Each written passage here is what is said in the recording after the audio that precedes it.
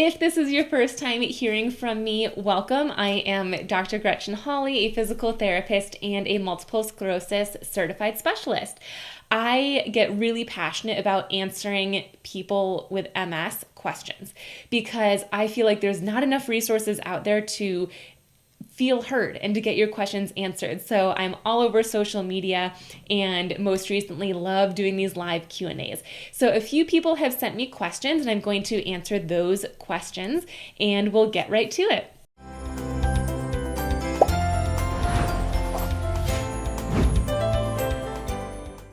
Our first question is from Jane. Jane is asking, is percussion massager a good thing? So there's several things to consider here.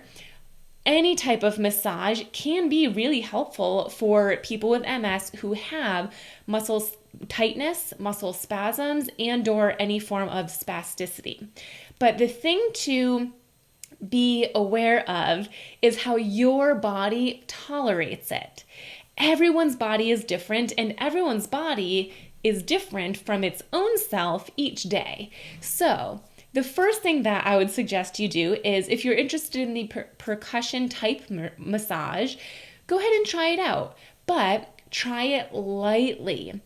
Whether you are doing some type of massage yourself or relaxation technique yourself, or if you go to a massage therapist or a specialist and they are massaging you in some type of way, there's so many different strategies and types of massages. But regardless, if it's someone else or if it's you, and regardless of the type, start low. I say this because I've had a lot of clients with MS who will go to get a massage or they do something on their own where they're massaging their own leg and they won't really feel a whole lot in the moment.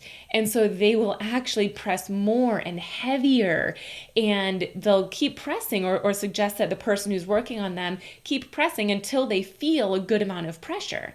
And then after all is said and done, they go home and they realize, oh my gosh, that was way too much. I'm so sore, or my muscles are so fatigued, or I'm in pain. And this happens a lot with people who have MS because sometimes our sensation is off.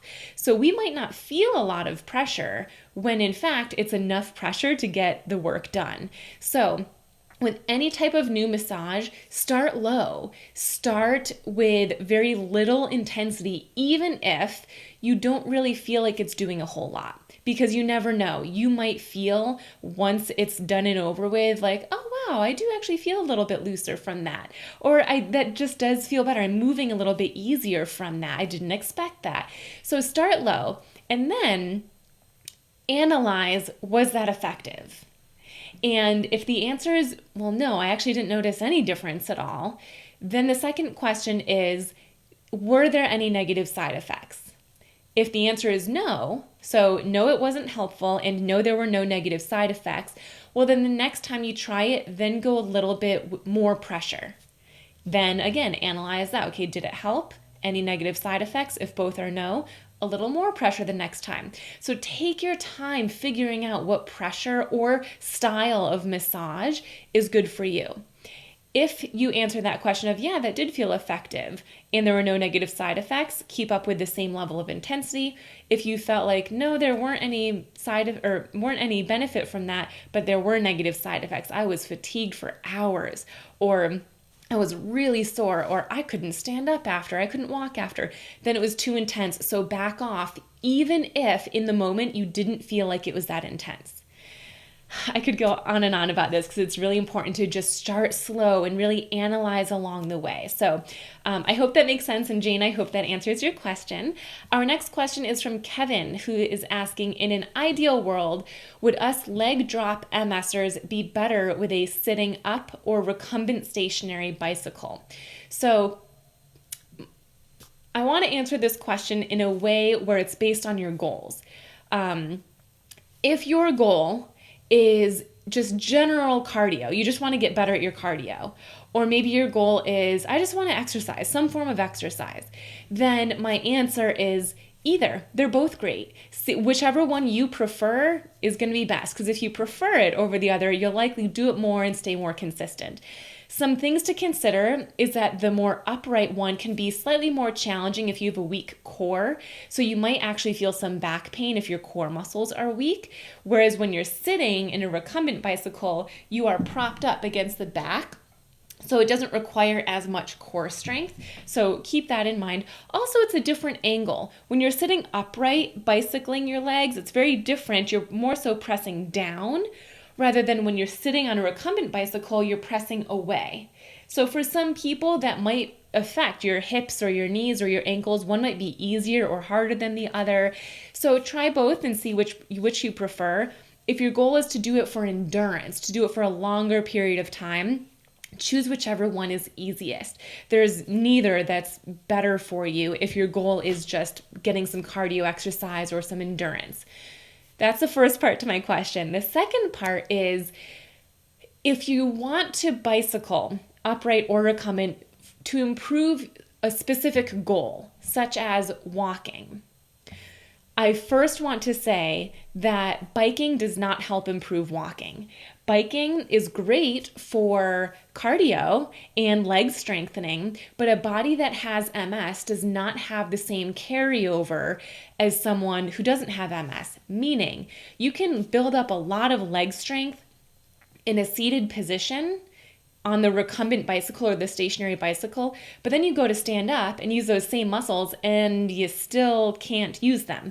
That strength didn't carry over to the standing position. So please know that recumbent bicycling or even upright stationary bicycling alone will not help improve your walking. It's good for cardio, it's good for strength, it's good for lots of things, but in order to improve your walking, you need to do walking-based exercises, and we do have a question later about that.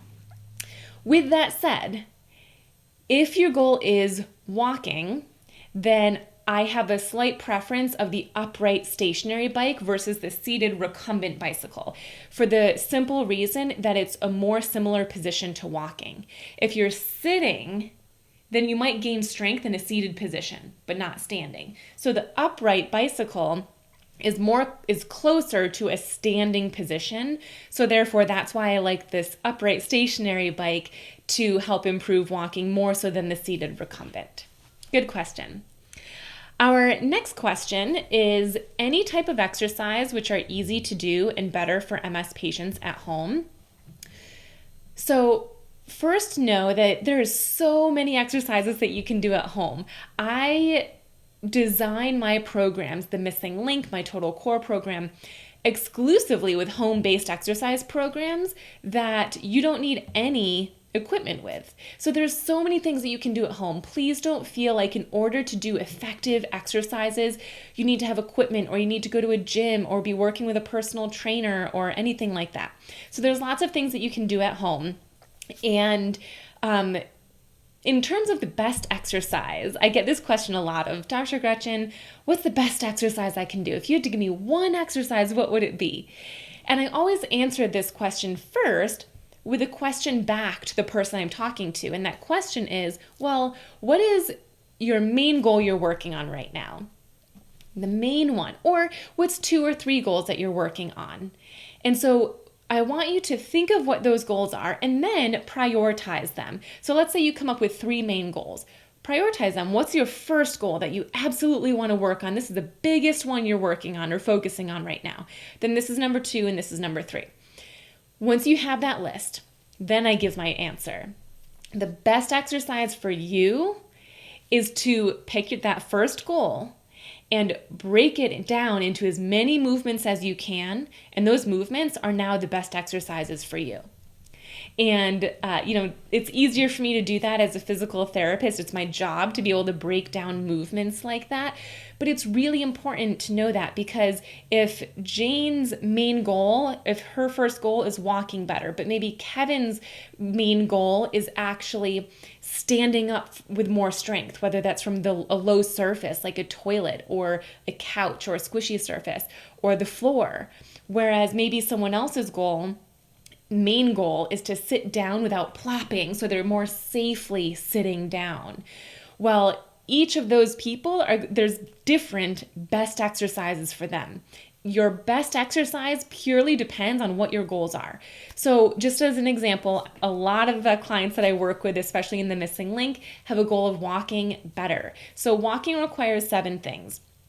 Imagine, you can close your eyes if you want right now and just listen to me, but in order to take a single step forward, you first need to shift your body weight forward.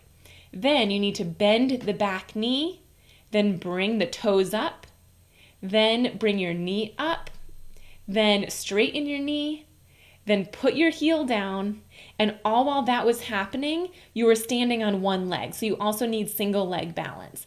That's 7 different things, just simply breaking down walking. So that's 7 best exercises that you can do if your goal is walking better. So the first step, prioritize your goals. Second step, pick that first goal or one of those goals and break it down into as many movements as you can. The third step to get to the best exercise for you is you ideally have those broken down movements. In this case, we have 7 different movements that we can do. And from here, pick a position that you can do them easiest.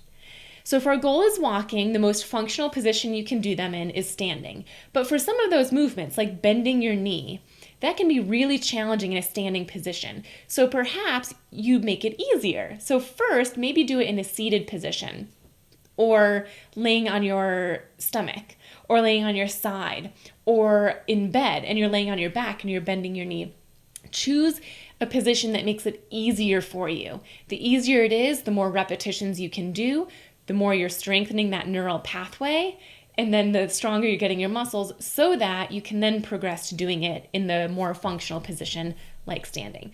So I hope that makes sense. I know that was a long-winded answer, but it's really, really, really important. Okay, 2 questions left. Fiona is saying or asking, is it worthwhile visiting a physiotherapist to get an assessment of what your weaknesses are and then getting some exercises to strengthen these? Or is this something you would go to an exercise physiologist for? So here in the States, this is absolutely something you would go to a physiotherapist or a physical therapist for. Exercise physiologists as well as personal trainers are more so designed to give you exercises for specific weaknesses and general strengthening.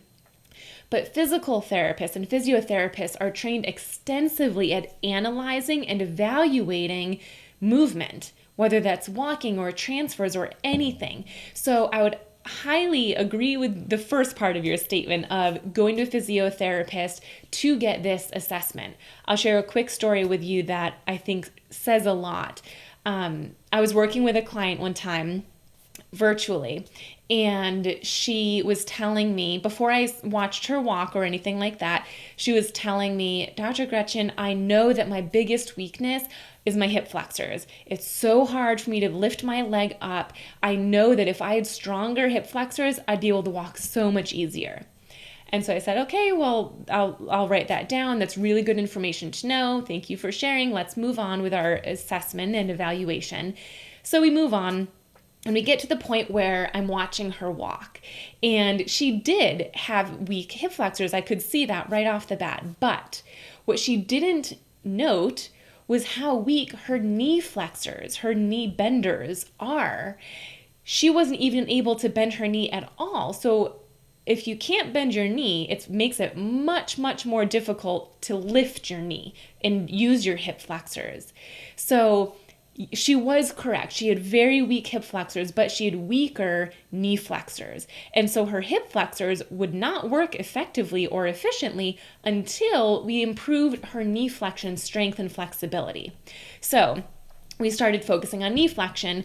As soon as we did that, she still needed strengthening for her hip flexors, but even the strength that she had initially was enough to get more movement once she could bend her knee more. So it's really important to get that evaluation and the assessment of exactly what's going on at each of the joints, your hip, your knee, your ankle, even your core, even your upper body, your arm swing, your neck rotation, that all comes into play. So yes, a physiotherapist or physical therapist is the best person to get that assessment. Our final question is Bridget, and she is asking, how do I help my lower back pain? My back hurts so much I can't even stand up to cook or wash dishes. I have two answers. My first part is extremely important. Go to a physical therapist. There's so many reasons that you could be experiencing low back pain, and a physical therapist, similar to what I just mentioned to Fiona's question, a physical therapist is the best person to analyze what might be going on. And maybe you do need an x-ray or an MRI, but maybe not. Maybe they can determine it right off the bat as to what is actually going on. It can be caused from muscle tightness, muscle overcompensation, muscle weakness, spine, your alignment, your discs. There's so many things that can cause low back pain. So it is important to establish why it's happening. However, the second part to my answer is that there's this one exercise that I feel is universal to anyone experiencing back pain, whether it's upper, middle, or lower back pain. And also, let me just take a note here to say, if it's more upper back pain, it can still be due to weakness, alignment, tightness, but it can also be related to posture. So doing exercises to strengthen your posture is going to be really important. Same for your low back, but for the low back and middle back and upper back, this one exercise that I feel to be universal, I call bracing. I don't know if you guys have heard of this or not. I have a one-time fee of $29, lifetime access to something that I created called the Total Core Program. And it's all of my favorite core exercises in video format as well as PDF handouts. And the first exercise in there that I suggest to master before moving on is called Bracing 101. And it's a really important exercise because the bracing exercise strengthens the core muscle called the transverse abdominis. I usually have my clients do this first in a position where they're laying on their back with their knees bent, but you can also do it in a seated position. Once you know you have it properly, then you can try it standing and also while you're moving around, but that's usually way more advanced. The way that you do this exercise is you're laying on the ground with your knees bent, or you're sitting up against the back of your chair, and you try to flatten the low back, the arch that we have in our back. We're trying to flatten that towards the back of the chair using your abdominal muscles. This is not the same thing as a pelvic tilt. I know some people will tip their pelvis really easily. That's using your pelvis. That's not using your core muscles. So by tightening your ab muscles to flatten the low part of your back. Another way to think about this could be tightening your lower abdominal muscles by trying to bring your belly button back towards your spine. Another way that works for some people is thinking about tightening your core muscles by bringing your belly button back towards your spine, then up towards your nose. Regardless, when you're doing this correctly, you should feel the abdominal muscles that are below your belly button and horizontal. That's where you should feel this tightness. It should not feel the same as when you flex and you're trying to make a six-pack. It shouldn't be your obliques. It's about an inch or two below your belly button and horizontal. So that is one exercise that is going to be great for anyone, really anyone in general, but especially people who have low back pain, mid back, or upper back pain. Of course, there's tons of other exercises you can do. Strengthening your hips is going to be really great. Making sure you have good mobility in your spine. But those sometimes do require extra analysis to make sure that you're not going to bother something else in the meantime. All right, so those were our final questions of our live Q&A today. Thank you so much to Jane, Kevin, Fiona, Bridget, everyone for sending those in to me. If you have questions of your own that weren't answered today, feel free to drop them in the comments section and I'll get to them next time. I try to do a live Q&A about once every month or so. So I hope to see your questions next time and answer them for you. For now, that's all I've got. Have a great day.